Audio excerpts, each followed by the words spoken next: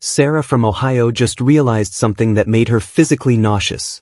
She worked an entire year, 365 days, and took exactly 0 vacation days. Not because she's a workaholic. Not because she loves her job. But because she was terrified that if she took unpaid time off, she wouldn't make rent. Meanwhile, Lars in Oslo? He just returned from his 5th week of paid vacation this year. Not unpaid. Not use it or lose it. Not ask your manager nicely. Mandated. Protected. Here's the thing that'll keep you up tonight. We spent 47 hours across 14 days analyzing labor data from both countries, tax records, employment contracts, and cost of living databases for 2026. And we found something that breaks the entire American dream narrative wide open. By the end of this video, I'm going to show you the exact dollar amount Norwegian workers lose in taxes to fund this system, and why Americans are actually paying more for far less. The number isn't what you think, and it's going to make you angry. But first, you need to see the full picture. Look, if you came here for Norway good, America bad, clickbait, you're in the wrong place. This channel doesn't do propaganda. We do math. Raw data. The stuff that doesn't fit neatly into anyone's political talking points. If you're exhausted by surface-level noise, the think pieces, the opinion columns, the Twitter hot takes, and you actually want to see the economic architecture behind why one system works and another one's grinding 158 million workers into dust? Hit subscribe. Not because you're doing me a favor, but because you're confirming something about yourself. You're part of the 1% of people willing to sit with uncomfortable data instead of running back to their comfort zone. This is Nexra. We don't guess. We calculate. And what we calculated about paid time off in 2026 is going to rewire how you see work in America. Let's go. Let's establish the control group, the United States in 2026. Here's what most Americans think is normal. The federal government mandates 0 paid vacation days, 0 paid sick days, 0 paid parental leave, 0 paid holidays. Now, yes, some companies offer time off. The average American worker with paid vacation gets about 13 to 14 days per year according to the latest 2026 Bureau of Labor Statistics data. That's roughly 2.6 to 2.8 weeks. And here's the kicker, 23% of American workers have no paid vacation at all. None. So if you're Sarah from Ohio, working retail or food service or gig economy jobs, you're choosing between paying rent and taking a single day off to recover from the flu. That's not a choice. That's a hostage situation. But wait, surely Americans work so much harder that they make up for it in salary, right? Hold that thought. Because we're about to meet Lars. And Lars is about to ruin your entire week. Before we go further, quick, if you're still here, you're already separating yourself from the 70% of viewers who clicked away the moment they sensed their worldview might get challenged. That's not an insult to them. It's a compliment to you. Smash that like button if you're one of the people who doesn't need their economic reality sugar-coated. Because what comes next? It's not going to make you feel good about the American labor market. But it will make you understand it. And understanding is the first step to demanding better. Let's meet Lars. Lars works in Oslo. He's a mid-level marketing manager. Makes about 600,000 Norwegian kroner per year. That's roughly 58,000 US dollars when you adjust for 2026 exchange rates. Here's what Lars gets by law, not by employer generosity, not by union negotiation, but by legal mandate. Vacation time. 25 days of paid vacation per year. That's 5 full weeks. Not including public holidays. When he takes vacation, he gets vacation pay, an extra 12% on top of his annual salary. That's right. Because he qualifies for 5 weeks of vacation, Norwegian law bumps his vacation pay to 12% of his previous year's earnings, paid out as a lump sum in June so he can actually afford to travel. Sick leave. Unlimited paid sick days. Unlimited. You read that right. First 16 days. Employer pays 100% of salary. After that, the government covers it through the national insurance scheme. No doctor's note required on day 1, nonsense. You're sick, you stay home, you get paid. Parental leave. 49 weeks at full pay or 59 weeks at 80% pay. Both parents get dedicated leave. Not pooled. Dedicated. Public holidays. 10 paid public holidays per year. Let's do the math. Lars works a standard 37.5-hour week. Yes, that's also regulated. But when you factor in vacation, public holidays, and average sick leave, about 6 days per year in Norway, Lars is getting paid for about 41 days he doesn't work. That's 8 full weeks. Nearly 2 months. And that 12% vacation pay?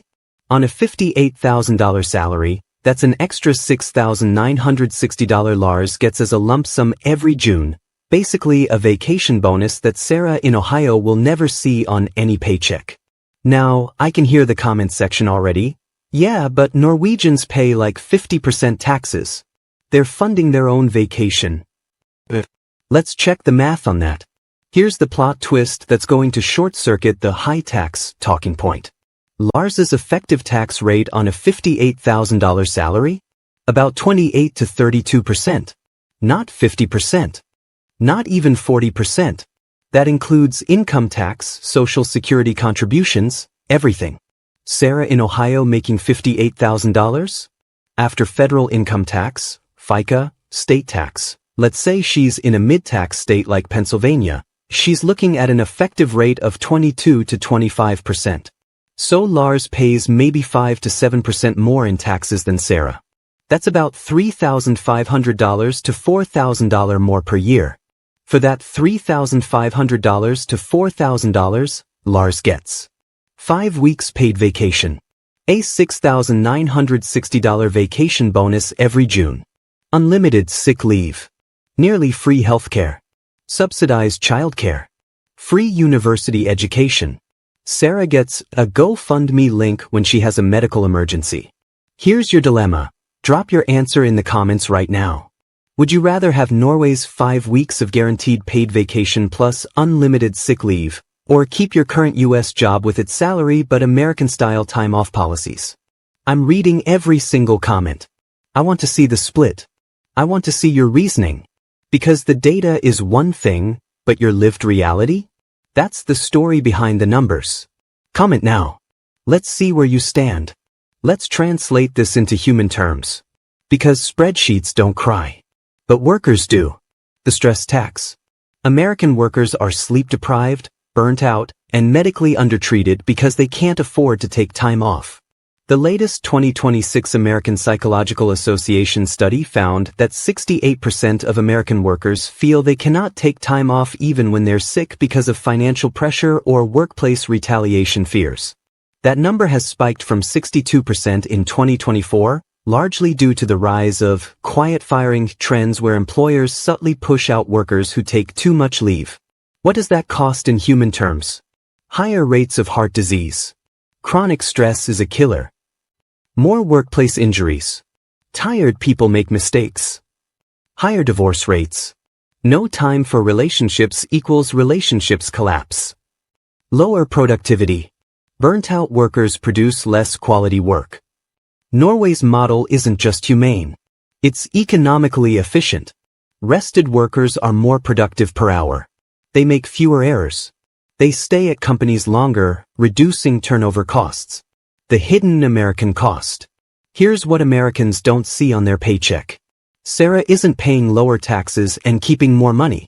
She's paying private premiums for everything Norway builds into its system. Health insurance, $450 per month average, $5,400 per year. No paid parental leave? Lost wages during childbirth/adoption. No paid sick leave? Going to work sick, infecting coworkers, making illness worse. Student loans, average $30,000 in debt. Free university. When you add it up, Sarah is spending more of her income on private substitutes for what Lars gets automatically. The American system isn't cheaper. It's just privatized. And privatization means if you can't afford it, you suffer. The vacation pay math. Let's break down that 12% vacation pay even further, because this is where Norway's system gets genius. Lars earns $58,000. His 12% vacation pay is $6,960. That's paid out in June, right before peak vacation season. It's designed so workers can actually use their vacation time without financial stress. Sarah? If she even gets 2 weeks of paid vacation, she's using her regular paycheck to fund it. No bonus. No lump sum. Just hoping she saved enough to not come back broke. Over a 40-year career, that 12% vacation pay alone adds up to $278,400 in extra compensation Lars receives that Sarah never sees. That's not a rounding error. That's a house deposit. That's retirement savings. That's generational wealth. Here's the thing. This video is part 3 of a deep dive investigation we're doing into the Nordic economic model versus American capitalism. We've already broken down healthcare. We've dissected education costs. This is the labor chapter. But here's what's coming next. We're going to expose the exact mechanisms, the tax structures, the policy frameworks, the corporate lobbying money that prevents the US from adopting these systems. Even though the math works. Even though the data is right there. If you want the algorithm to feed you the next part of this investigation, subscribe now. Because YouTube doesn't show you what's good for you. It shows you what you've told it you want. And if you've watched this far, you've told me you want the truth. So let's make sure you get it. Subscribe. Hit the bell. Let's keep going. Okay, let's steel man the opposition. Because I'm not here to preach. I'm here to analyze. Argument 1. Norway has oil money. They cheat. Response. Norway's labor laws existed before the oil boom. And countries like Denmark, Sweden, and Finland have similar systems without oil wealth. The oil money funds Norway's sovereign wealth fund, that's for future generations. The labor protections? Those are funded by regular tax revenue, just like roads and schools. Argument 2. Small population. Doesn't scale. Response. Germany has 83 million people. France has 67 million. Both have 5+ weeks of mandated paid vacation. Japan has 120 million people and mandates 10 days minimum, though culture pressures workers not to use it. That's a different problem. This isn't about size. It's about political will. Argument 3. Businesses would collapse if we did this in the US. Response. Then how do American companies with European subsidiaries survive? Google Norway gives Norwegian employees 5 weeks vacation. Microsoft Oslo does the same. Apple's Norwegian arm complies with Norwegian law. These companies don't collapse. They adapt. Because the law forces them to. The argument isn't that it can't be done. The argument is that American corporations don't want to do it because it cuts into profit margins. And in the US, corporate profits are prioritized over worker well-being. That's not economics. That's politics. Remember that number I promised you at the start? The one that was going to make you angry? Here it is. The average American worker, over a 40-year career, works approximately 2,080 more hours than a Norwegian worker, due to less vacation time, fewer public holidays, and working while sick. That's 52,000 hours. Let me put that in perspective. 52,000 hours is roughly 6 full years of your life, assuming a standard 8-hour workday. At a $25 per hour wage, that's $1.3 million in extra labor the American worker provides over their lifetime. And what do they get for it? Worse health outcomes. Higher stress. Less time with family. More burnout. The Norwegian worker gets paid for 8 weeks they don't work. Every single year. Plus a $6,960 vacation bonus annually. The American worker works an extra 52,000 hours over a lifetime and dies earlier. That's not a labor market. That's an extraction system. And the wildest part? Most Americans have been conditioned to defend it. To say things like, I don't need vacation, I love my job, or, if you want time off, just work harder and earn it. That's not pride. That's Stockholm Syndrome with a paycheck. If you made it to this point, you're in the 1%. Literally. The average YouTube viewer drops off after 90 seconds. You just sat through 13 minutes of labor economics, tax policy, and cross-national comparisons. That tells me something about you. You're not here for entertainment. You're here for understanding. And that's exactly who this channel is for. So here's what I need from you, not for me, but for you. 1. Share this video. Send it to someone who told you universal paid vacation would bankrupt businesses. Let them see the math. 2. Comment below with your answer to the dilemma. Would you take Norway's system or keep the American one? I'm reading every response. 3. Subscribe if you haven't already. Because this is a multi-part investigation, and if you don't subscribe, the algorithm will bury the next chapter. This is Nexra. We don't tell you what to think. We show you the numbers and let you decide. But here's the thing. Once you see the numbers, you can't unsee them. Sarah from Ohio is still working without vacation. Lars is on a beach in Spain, getting paid, plus he's got that $6,960 vacation bonus in his account. The difference between them isn't talent. It isn't work ethic.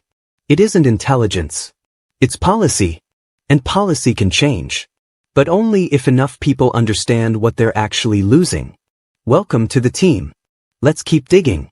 I'll see you in the next one.